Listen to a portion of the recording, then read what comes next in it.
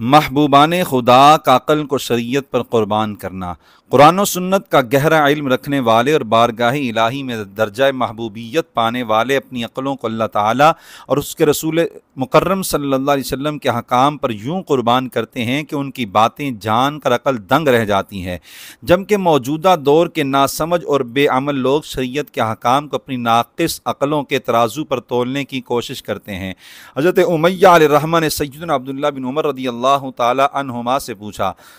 قرآن کریم میں مقیم کی نماز اور نماز خوف کا ذکر تو ہمیں ملتا ہے،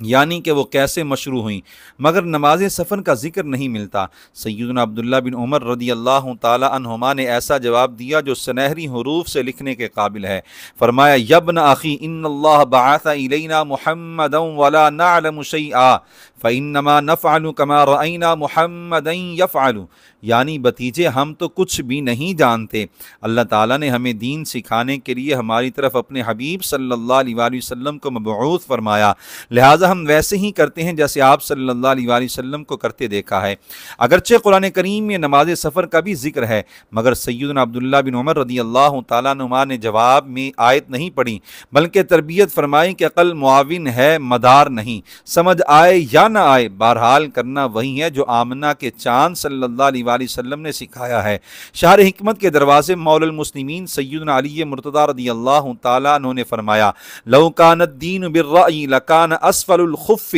اولا بالمسح من اعلاہ وقد رأیت رسول اللہ صلی اللہ علیہ وسلم یمسح علی ظاہر خفیہ، یعنی اگر دینی مسائل کا فیصلہ عقل و رائے سے ہوتا تو میں کہتا کہ موزے کے تلے نچلے حصے کا مسح کرنا زیادہ موزوں ہے، یعنی کیونکہ وہ نجاست کے زیادہ قریب ہوتا ہے، مگر میرا فتویٰ یہی ہے کہ موزے کے اوپر والے حصے کا مسح کیا جائے گا، کیونکہ میں نے آقا کریم صلی اللہ علیہ وآلہ وسلم کو ایسا ہی کرتے دیکھا ہے۔ امام فخر الدین محمد رازی علیہ رحمہ بہت بڑے مفسر و محدث بھی ہیں اور عقلی علوم میں بھی امام کے درجہ پر فائز ہیں۔ ایک روز آپ رو رہے تھے، حاضرین نے وجہ پوچھی تو فرمانے لگے، مسئلۃ اعتقدتها منذ 30 سنة تبین لی فی الساعة بدلیل لاح لی ان الامر علی خلاف ما کان عندی، یعنی میں نے 30 سال سے ایک معاملے میں اپنی رائے قائم کر رکھی تھی، ابھی دلیل کے ذریعے مجھے پر واضح ہوا کہ حقیقت حال میرے 30 سالہ نظریے کے برعکس ہے۔ فرمانے لگے، رونا اس بات پر آیا ہے